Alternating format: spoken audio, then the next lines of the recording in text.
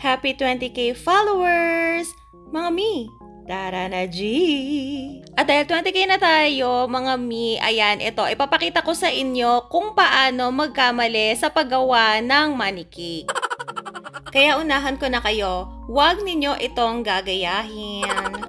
2-tier cake kasi ito, mga mi. Yung bottom natin is 7x4 red velvet, and then yung top tier natin is 6x5 na ube moist cake or ube yata ito. Tapos ang request sa atin is money pulling cake. First time kong maggawa ng money pulling cake sa 2-tier. Nanood naman ako ng mga tutorial at meron ako nakita na yung bills ay nilagay niya sa baba. So kinaya natin dahil bida-bida tayo, diba? At dahil napasobra tayo sa bida-bida, meron tayong mali na ginawa dito. Kaya, ang siste ay hindi naging successful ang pag-pull ng money cake.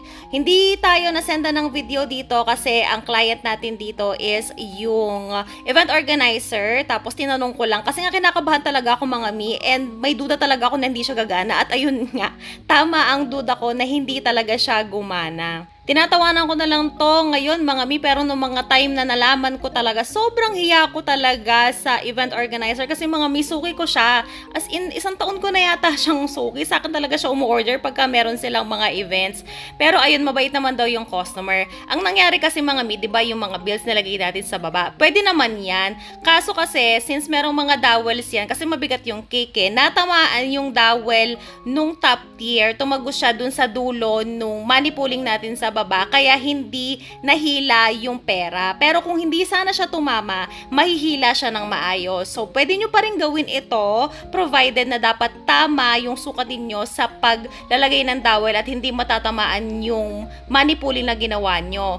Or yung isa pang technique is gawin ninyo na tagusan magsimula sa baba hanggang sa pinakataas yung money pulling. So, yung pinaka-bills natin nasa baba, tapos may butas pa rin yung top tier natin, tapos hihilain nung celebrant yung pera sa top tier. Or mga mi, kung kasya naman yung mga bills, lagay nyo na lang sa top tier. Ay naku, na-stress talaga ako sa cake na ito. Kaya pagkatapos ng incident na ito, nawalan ako ng confidence sa tumanggap ng money pulling na 2-tier cake.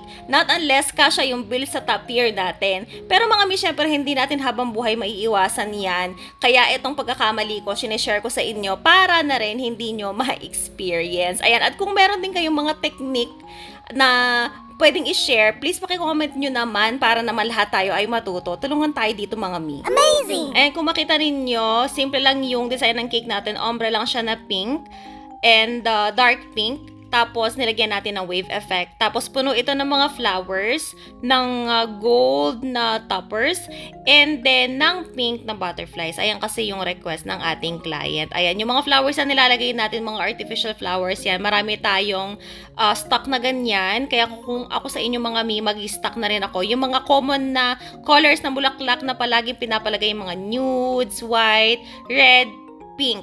Ayan.